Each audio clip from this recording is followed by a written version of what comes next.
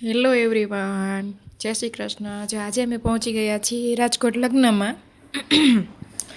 જો પછી પહોંચીને બધાને મળીને અમે પહોંચી ગયા જમવા. જો જમવા બેસી ગયા છે. જો અમારી બંસી તો જમવાનું ચાલુ કરી દીધું છે. પછી જમવાનું છે. જમવામાં હતું રીંગણાનો ઓરો, રોટલી, જાંબુ, ખીચડી અને કઢી અને છાશ. પછી અમે જમી લીધું છે. જો એટલી વસ્તુ હતી જમવામાં. પછી તો મેં ને જલપાબેન અમે બે તો જાંબુ પણ ખાઈ લીધા. જુઓ તમે જોઈ શકો છો, અમે તો બે કેટલા, જલપાબેને 8 જાંબુ ખાધા હતા અને મેં 4 જાંબુ ખાધા હતા. અમે જાંબુ પણ ખાઈ લીધા છે અને પછી અમે પહોંચી ગયા.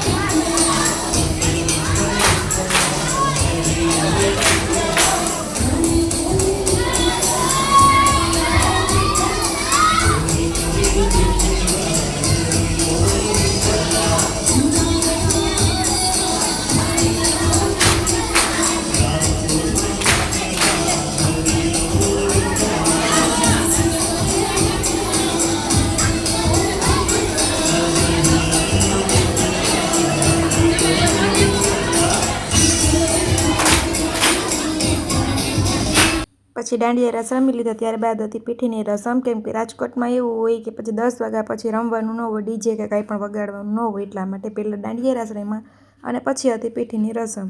તમે જોઈ શકો છો પીઠીની રસમ પણ ચાલુ છે અને અમારામાં એવું હોય કે જે મામેરા રહીને ને પેરામણી કરાવવાની, પેરામણીની રસમ પણ ચાલુ છે. તમારામાં એવું હોય કે નહીં કમેન્ટ કરીને કહેજો. ત્યારબાદ અમે વયા ગયા 3જા માળે બેસવા માટે. પછી જો અમે બધા ત્યાં જઈને બેઠા હતા. પછી જો છે આ છે મારા દીદીને એ બધા ફોટા પડાવે છે. જુઓ કપલ બેસી ગયા છે ફોટા પડાવવા માટે. પછી અમે બધા બેઠા હતા, થોડીક વાર બેઠા, કેમ કે ઝાઝા ટાઈમ પછી બધા ભેગા થયા હતા. પછી જો આ લાલ ચુંદડીવાળા ને મારા મોટા દીદી છે અને બાજુ મારી એનાથી થોડા નાના દીદી છે. પછી આ મારા બધાથી નાના દીદી છે. પછી જો અમારી છોકરીઓ બધી અહીંયા તો ફોટો સેશન ચાલુ જ છે. ફોટો સેશન તમારે ઘણી વાર ચાલ્યું. પછી જો અમે બધા બેઠા હતા એ બધાના ફોટા લઈ લીધા છે. પછી ફ્રી ટાઈમ હતો તો અમે છોકરી વિચાર્યું ચાલો એક વિડીયો બનાવી લઈએ, કેમ કે બધાએ મહેંદી મૂકી હતી તો મહેંદીનો અમે એક વિડીયો બનાવી લીધો. પછી અમારા શીતલબેન છે ને મહેંદી મૂકવામાં બાકી રહી ગયા હતા તો અમે રાત્રે એને 12:30 વાગે મહેંદી મૂકી. 12:30 વાગે બધાએ વાતું કરી અને મહેંદી પણ મુકાઈ ગઈ, કેમ કે એને મહેંદી મૂકવાની બાકી હતી. બધાએ મૂકી હોય એક મહેંદી મૂકા વગર ના રહી જાય એમ ન ચાલે. પછી સવારમાં ઉઠીને અમે ચા પી લીધી છે મસ્ત મજાની. ત્યારબાદ અમે બધા રેડી થઈને નીકળી ગયા છીએ. અમે જવાનું હતું વાડીએ, કેમ કે ત્યાં જાણ આવવાનો ટાઈમ થઈ ગયો હતો અને જાનીએ જો કે 9 વાગ્યાના આવી જ ગયા હતા. પછી અમે તૈયાર થઈને અમે નીકળી ગયા. 10 વાગે અમે ગયા હતા. પછી અમે જઈ રહ્યા હતા તો રસ્તામાં અમે ગેસ પુરાવવા માટે ઊભા રહી ગયા પેટ્રોલ પંપે. પછી ગેસ પુરાવી લીધો અને અમે તો રોડને આ બાજુ ઊભા હતા. પછી જવાનું હતું. જો અમે બધા પછી ત્યાંથી પણ નીકળી ગયા અને પહોંચી ગયા અમે વાડીએ જઈને અમારે ચા ગાંઠિયાનો નાસ્તો કરવાનો હતો. પછી જઈને તરત ચા ગાંઠિયાનો નાસ્તો કરી લીધો અને પહોંચી ગયા અમે વાડીએ જઈને જો અત્યારે વરરાજા તો માંડવામાં આવી ગયા છે અને બેસી ગયા છે અને હજી દુલ્હનની રાહ જોઈએ છે. અને જો તમારે દુલ્હનની એન્ટ્રીનો વિડીયો જોવો હોય તો તમારે યુટ્યુબમાં લાઈવમાં જોઈ શકો છો, તમે જોઈ લેજો. પછી હું સ્નેહ ફ્રી હતા તો ચાલો કીધું એક વિડીયો પાછો બનાવી લઈએ, પોસ્ટ કરવામાં ગમે ત્યારે કામ આવશે. પછી અમે એક વિડીયો બનાવી લીધો. પછી જો અહીંયા કણે લગ્ન ચાલુ છે અત્યારે. ત્યારબાદ અમે બધી બહેનો નીકળી ગયા જમવા માટે. જો અમે વાતોચીતો કરતાં બધા બહેનો જઈ રહ્યા છીએ જમવા. જમવામાં અમે નીચે પહોંચ્યા ત્યાં પણ થોડો ટ્રાફિક હતો વધારે, કેમ કે થોડું લેટ થઈ ગયું હતું. 1:30 વાગે તો મારો વારો જમવામાં આવ્યો હતો. પછી જો અમે લાઈનમાં ઊભા રહી ગયા છીએ અને જો બધું આ કેટલા બધા ટ્રાફિક હતો એટલે થોડી વાર લાગી. પછી અમે બધા પોતપોતાની થાળી લઈને બેસી ગયા જમવા. જમવામાં જો આટલી વેરાયટી હતી, સમોસા, જાંબુ, પછી બરફી હતી, દૂધીનો હલવો હતો, એવું બધું હતું. પછી મીનાબેનના ઘરે પહોંચી ગયા. મીનાબેનને ત્યાંથી પણ અમને બાય બાય કરી દીધું કે હવે કીધું હવે જાઓ તમે તમારા ઘરે. પછી અમે પહોંચી ગયા શીતલબેનના ઘરે. પછી અમે ત્યાં પહોંચીને અમે ચા પી લીધી અને શીતલબેનના ઘરે આપણે મૂકવા જવાના હતા. પછી અમે ત્યાંથી નીકળી ગયા અમારા ઘર તરફ. જો અમે નીકળી ગયા છીએ, કેમ કે સાંજના 5:30 6 તો વાગી ગયા હતા. અને ફરી મળીશું આપણે નવા વ્લોગમાં. તમને અમારા વ્લોગ કેવા લાગે છે તે કમેન્ટ જમા કરીને જણાવજો. બાય બાય ગાઈઝ, ફરી મળીશું નવા વ્લોગમાં. ત્યાં સુધી બધાને બાય બાય, જય શ્રી કૃષ્ણ.